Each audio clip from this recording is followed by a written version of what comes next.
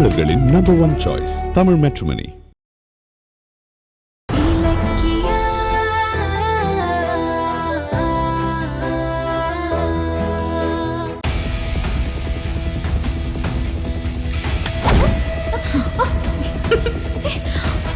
இங்க பாரு, முதல்ல என்னை ஏமாத்தி நீ கார்த்திக்க கல்யாணம் பண்ணி சேர்ந்திருக்கலாம். ஆனா இனிமே நீ கார்த்திகோட சேர்றதுக்கு நான் ஏமாறுவேன்னு மட்டும் கனவு காணாத. இனிமே நீ கார்த்திகோட பொண்டாட்டி கிடையாது. இங்க பாரு, இதுக்கப்புறம் மறுபடியும் கார்த்திக் ஆபீஸ்க்கு போய் மிரட்டுறது, கோவிலுக்கு வந்து கார்னர் பண்றதுன்னு ஏதாவது வச்சுக்கிட்டு நானும் அதுக்கப்புறம் இடம் பொருள் எல்லாம் பார்க்கவே மாட்டேன். வாயை கிழிச்சிருவேன். அம்மா, இப்பதான் எனக்கு ஞாபகம் வருது. அந்த பிரியாவையும் கார்த்திகையும் சேர்த்து வைக்கிறது அந்த இலக்கியா தான். நான் அந்த வீட்டுக்குள்ள மறுபடியும் வரவே கூடாதுன்னு அவ பிளான் பண்ணி வேற ஒருத்தைய கார்த்திக்க கல்யாணம் பண்ணி வைக்க பாக்குறாமா. நான் நிச்சயமா விட மாட்டேமா. ஏய், அதுக்கு தான் கார்த்திகோடையோ அந்த குடும்பத்தோடையோ சண்டை போட வேண்டாம், சமாதானமா போன்னு சொன்னேன். தலை பட அடிச்சுக்கிட்டேன்.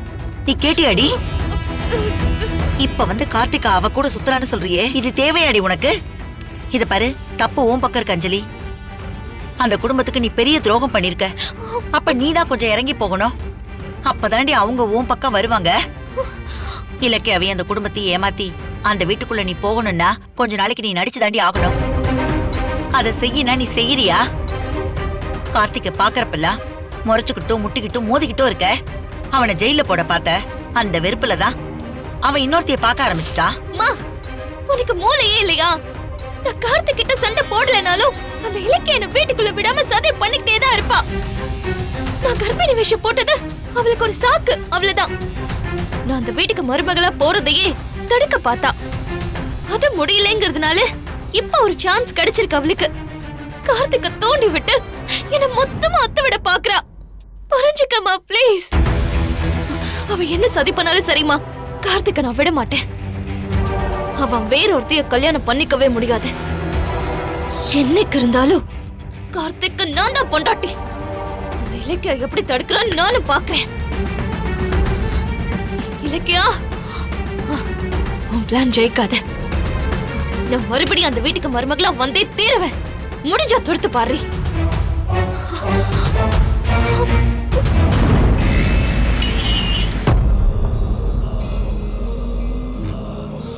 பாத்தியா ஜானு, ரேவதி அம்மாவோட நிலைமைய? பெத்த பையனை தேடிக்கிட்டு இருக்கும் போது கண்ணெதிரில மரணம் அவங்கள தேடிக்கிட்டு இருக்கு. இந்த கொடுமை யாருக்குமே வரக்கூடாது.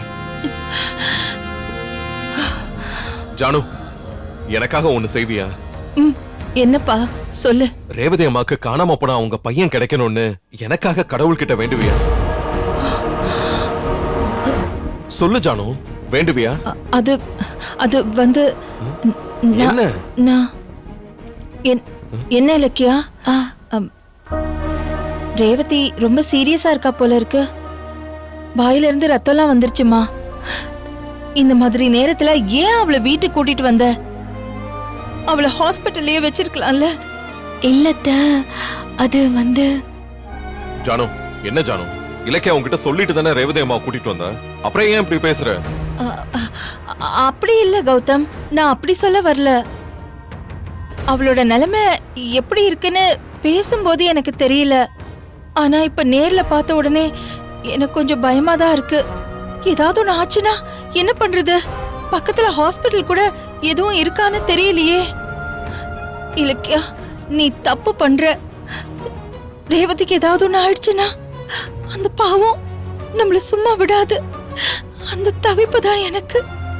ஜானு, என்ன பேசிட்டு இருக்க நீ? நம்ம வீட்டு பக்கத்துலயே நிறைய ஹாஸ்பிட்டல்ஸ் இருக்கு. ரேவதி அம்மாக்கு ஏதாவது எமர்ஜென்சினா உடனே கொண்டு போயிடலாம். நீ ஏன் கவலைப்பட்டுக்கிட்டு இருக்க? அப்படி இல்ல கௌதம், இருந்தாலும் ஹாஸ்பிட்டல்லயே இருந்தா உடனே டாக்டர்ஸ் வந்து பார்த்து ட்ரீட்மெண்ட் பண்ணுவாங்கல்ல, அதுக்காக தான் நான் சொல்ல வந்தேன். ஏன் இலக்கியா, நான் சொல்றது கரெக்ட் தானே? அவளை ஹாஸ்பிட்டல் கூட்டிட்டு போயிடலாம்ல. ஏதோ ஒரு வேகத்துல நான் அவளை வீட்டுக்கு கூட்டிட்டு வந்துருன்னு சொன்னேன்.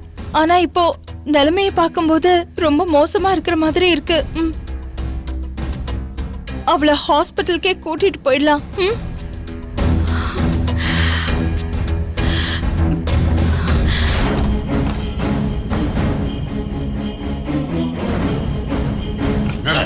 எஸ்எஸ்கே அப். ரேவதி அம்மாவை கூட்டிட்டு போக வந்தியா? ஏய், இலக்கியா மரியாதையை நீ அவளை கொடுத்த இல்லைன்னா உன்னை கொன்னுடுவேன். இனிமே நீ ரேவதி அம்மாவை ஒன்னும் பண்ண முடியாது. ஏய் ஏய் ஏய் இலக்கியா ஏய் சீக்கிரம் ஏறுங்க அண்ணா, போங்க. சரிம்மா. ஏய் இலக்கியா நில்லு.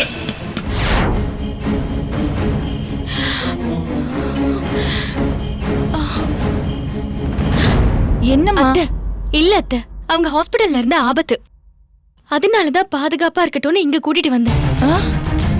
ஆபத்தா? என்ன ஆபத்து? இல்ல அது அது வந்து அதானே, பாதுகாப்பா இல்லாத அளவுக்கு அப்படி என்ன பிரச்சனை? ஆ? அது வந்து அது ஆ, அவங்களுக்கு பிளட் கேன்சர் வந்துருச்சுன்னு தினம் தினம் அழுதுட்டு இருக்காங்க. அது மட்டும் இல்ல அத்தை, தனக்குன்னு யாருமே இல்லைங்கிற வேதனை அவங்கள கொன்னுட்டு இருக்கு. இது இப்படியே தொடர்ந்து போச்சுன்னு வைங்க, அவங்க உடம்பு கண்டிஷன் இன்னும் மோசமான நிலைமைக்கு போயிடும். அவங்கள நம்ம வீட்டுக்கு கூட்டிட்டு வந்தா அவங்க மனசுக்கு கொஞ்சம் ஆறுதலா இருக்கும், நமக்கும் அவங்க உயிரை பாதுகாத்த மாதிரி இருக்கும். அதனாலதான் இங்க கூட்டிட்டு வந்தேன். அதுவும் இல்லாம ரேவதி அம்மா கௌதம தம் பையன் உருவத்துல பாக்குறாங்க. அந்த நிம்மதியில அவங்க குணமாகறதுக்கு வாய்ப்பு இருக்குல்ல. இது பாரு இலக்கியா, எனக்கு என்னமோ ரேவதி இங்க இருக்கிறது சரியா படல. நான் சொல்றதுதான் நீங்க யாருமே கேட்க மாட்டேங்கிறீங்களே. ஜானு, என்னமோ பண்ணுங்க. அத்தை, ஜானு. என்ன இலக்கியா அது? ரேவதி அம்மா வந்தது ஜானுக்கு பிடிக்கலையா? அவங்கள இங்க இருந்து அனுப்புறதுல குறியா இருக்காங்க. ஏன் இப்படி பண்றாங்க? சச்சா, அத்தைக்கு பிடிக்கலன்னா எப்படி ரேவதி அம்மாவை ஆர்த்தி எடுத்து வரவேற்பாங்க? ரேவதி அத்தை மேல இருக்கிற என்ன ரேவதி அத்தையா? ஆ, ஆ, அது ரேவதி அம்மா மேல இருக்கிற அக்கறையில தான் அத்தை அப்படி சொல்றாங்க. விடுங்கங்க. சரி, நான் போய் ரேவதி அம்மாக்கு கஞ்சி காய்ச்சி கொடுத்துட்டு வரேன். கார்த்திக், இங்க வாடா.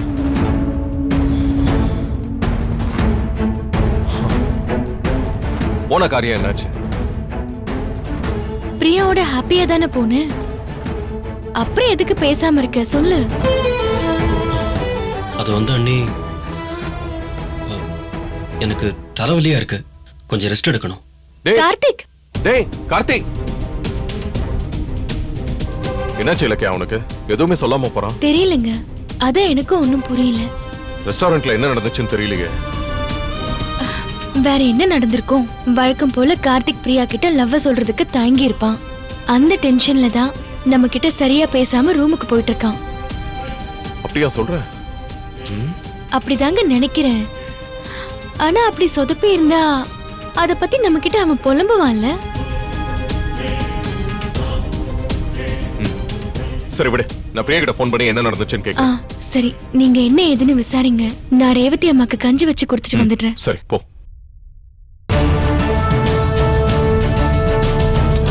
கார்த்தி முகம் சரியில்லையே. சரி, பிரியாக்கு ஃபோன் பண்ணி என்னாச்சுன்னு கேட்போம்.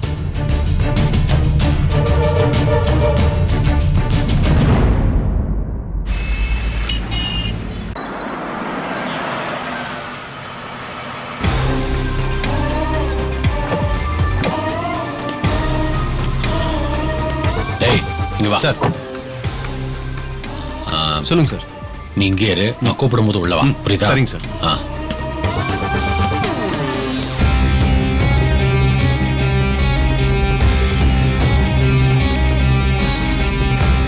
வாங்க எஸ்எஸ்கே. உன்னை இப்படி ஒரு நிலைமையில பாப்பேன்னு நான் நினைக்கல பைரவி. அவ்வளோ பெரிய வீட்டுல புலி மாதிரி இருந்த, ஆனா இப்படி இந்த வீட்டுல ஆதரவு இல்லாம ரொம்ப வருத்தமா இருக்கு பைரவி. இந்த நிலைமைக்கு நீங்களும் ஒரு காரணம் தானே. இலக்கியா கௌதம அந்த பில்டிங்க வாங்க விடாம நீங்க வாங்கி ரெஜிஸ்ட்ரேஷன் பண்ணிருந்தா நான் அந்த வீட்லயே மகாராணி மாதிரி இருந்திருப்பேன். ஆனா நீங்க தான் சொதப்பிட்டீங்களே. அது ஒரு இக்கட்டான சூழ்நிலை. ஆனா அதுக்காக இலக்கிய உன்னை வீட்டை விட்டே துரத்துவான்னு நான் நினைக்கவே இல்லை. நிறுத்துங்க எஸ்எஸ்கே. யாரும் இந்த பைரவியை துரத்த முடியாது. நானாதான் வெளியே கிளம்பி வந்துட்டேன். சரி பைரவி, இப்ப எதுக்காக என்ன வர சொன்ன? எனக்கு உடனே இலக்கியா சாகணும். அதுக்கு நீங்க தான் ஏற்பாடு பண்ணணும். என்ன சொல்ற? ஏன் ஏன் இந்த திடீர் முடிவு? கௌதம் தான் என்னோட உலகம். அவனுக்காக நான் எதையும் இழக்க தயாரா இருந்தேன். ஆனா இப்ப அவனையே இழந்துட்டு நான் நிக்கிறேன். அதுக்கு காரணமே அந்த இலக்கியாதான். இனிமே அவ உயிரோடு இருக்க கூடாது. இத்தனை நாளா இலக்கியாவ கௌதம் கிட்ட இருந்து பிரிச்சு வீட்டை விட்டு துரத்த போராடி பார்த்தேன். ஆனா கடைசியில நான் தான் வீட்டை விட்டு வர வேண்டியதா போச்சு. என் அண்ணன் அண்ணி என் புள்ள கௌதம்னு அவங்க மேல அப்படியே பாசத்தை வச்சிருந்தேன். அவங்களுக்காக நான் கல்யாணம் கூட பண்ணிக்காம இருந்தேன். இப்போ தனி ஆளா நிக்கிறேன். மறுபடியும் நான் அந்த வீட்டுக்குள்ள போகணும். போவேன். அப்படி போறப்போ அந்த இலக்கியா அந்த வீட்டுல இருக்க கூடாது. ஆமா, நான் ஒரு ஆள் கேட்டிருந்தேன், ரெடி பண்ணிட்டீங்களா? ரெடி பண்ணிட்டேன். கபாலி உள்ளவா. சார் இத வரேன் சார். வணக்கம் மேடம். இவன் தான் நான் சொன்ன ஆளு. கொடுத்த வேலைய செய்யாம விட மாட்டான். இலக்கிய காலி பண்ண இவன் தான் சரியான ஆளு. இங்க பாரு கபாலி, நீ நினைக்கிற மாதிரி அந்த இலக்கியா ஒண்ணு சாதாரண ஆள் இல்ல. போட்ட ஸ்கெட்ச்ல சிக்காம நழுவுறதுல அவ மீனை விட புத்திசாலி. கரெக்டா செஞ்சிருவியா? மேடம் இதெல்லாம் எனக்கு சப்ப மேட்ரு. ஈஸியா முடிச்சிடும் மேடம். சரி, நான் உன்னை நம்புறேன்.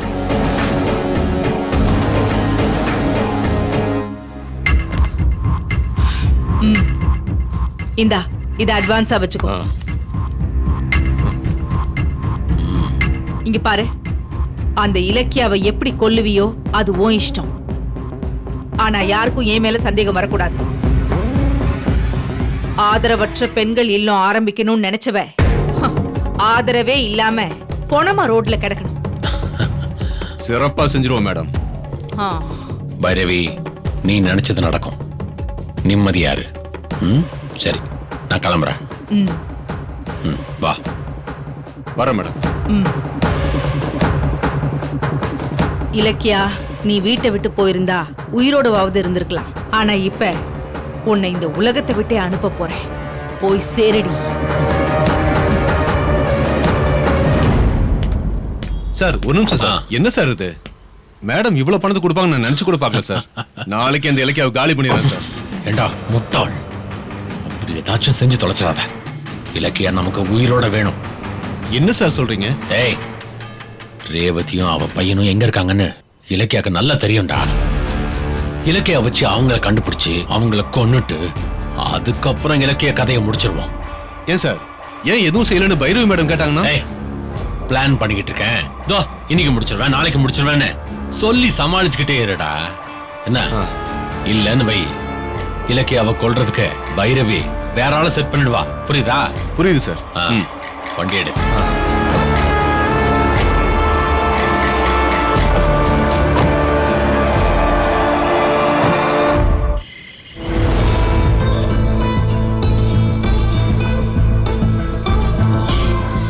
என்ன பண்றது இப்ப? பிரியாவை எப்படி சமாதானப்படுத்துறது ஒன்றும் புரியலையே. நான் உங்களை கல்யாணம் பண்ணிக்க ஆசைப்படுறேன். உனக்கு ஊர்ல ஃப்ரெஷ்ஷான ஆளே கிடைக்கலையா? கல்யாணம் பண்ணி கார்த்திக் தான் கிடைச்சானா? இன்னொரு தடவை உன்னை நான் கார்த்திக்கோட பார்த்து கால இருக்கிறது காட்டி அடிச்சிருவேன். ஜாக்கிரதை. பிரியா,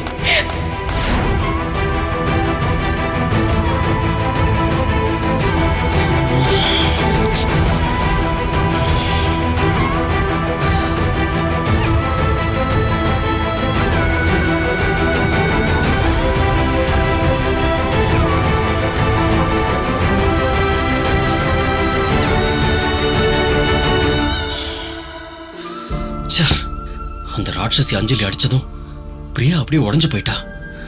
பாவம், அவ முகமே வாடி போயிடுச்சு. அஞ்சலி அடிச்ச வலியை விட நான் ஏற்கனவே கல்யாணமானவங்கிறத மறைச்சிட்டேன்னு தான் ரொம்ப வேதனைப்பட்டிருப்பா.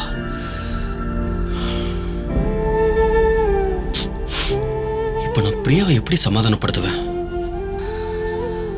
அப்படியே சமாதானப்படுத்தினாலும் என்னை ஏத்துப்பாளான்னு தெரியலையே.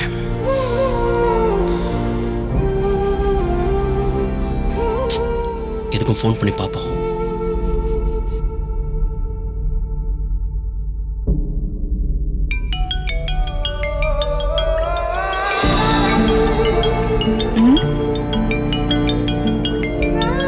கார்த்திக் தான் ஃபோன் பண்றாரு. எதுக்கு இப்போ கால் பண்றாரு? நான் அதிர்ச்சியில அழுதுட்டு இருப்பேன்னு நினைச்சு சமாதானம் பண்ண ஃபோன் பண்றாரு. பாவம், நல்ல மனுஷன்.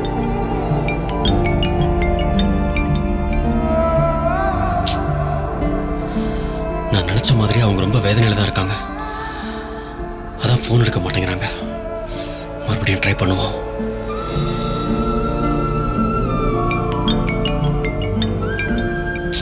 எடுக்க மாட்டேங்கிறாங்களே.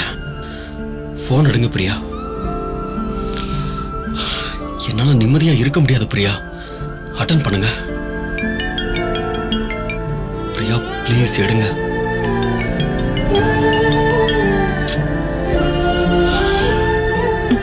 கட் ஆயிடுச்சு. அப்பா,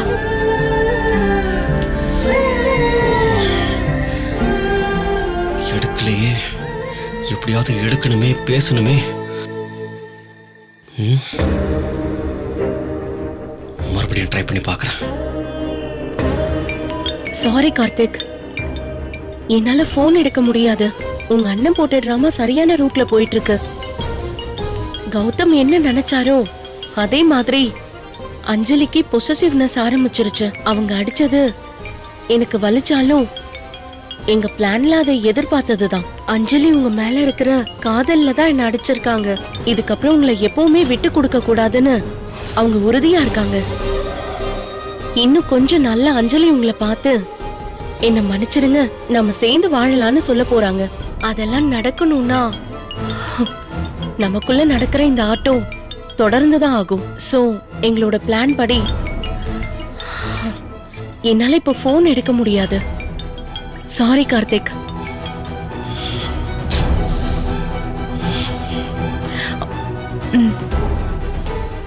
ஸ்விட்ச் ஆஃப் பண்ணியாச்சு.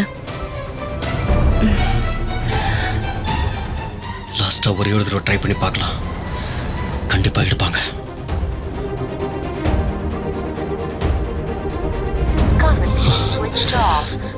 ஸ்விட்ச் ஆஃப் வருதா?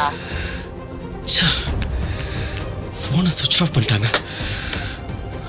நான் வேண்டாம்னு முடிவு பண்ணிட்டாங்களா? முடிஞ்சு போச்சா என் வாழ்க்கை?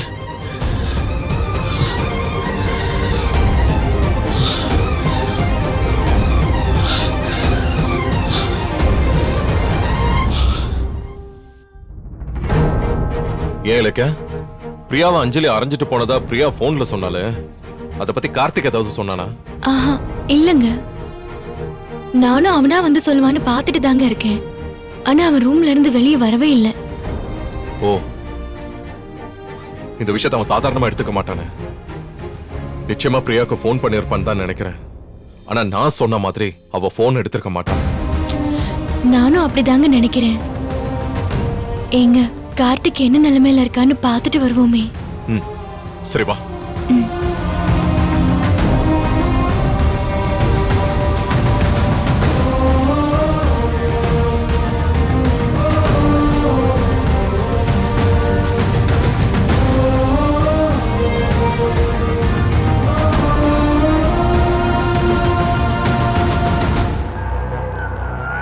கார்த்தி, டே கார்த்தி. ஏய், என்ன? ஏய், கார்த்திக் என்னாச்சு? கண்ணெல்லாம் கலங்கி போயிருக்கு. டேய், என்னன்னு சொல்லுடா. பிரியா கிட்ட உன் விருப்பத்தை சொல்லணும்னு ரெஸ்டாரண்ட்டுக்கு போனல, சொன்னியா இல்லையா?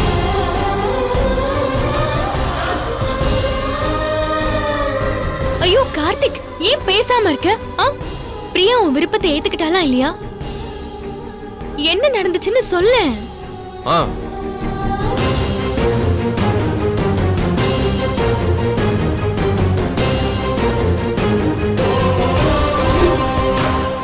நீங்க நீங்க ஏன் தமிழ் மேட்ரிமோனி சூஸ் பண்ணீங்க? ஏன்னா இதுல எக்கச்சக்க சாய்ஸ் இருக்கு. தமிழ்ல பாக்குற வசதியும் இருக்கு.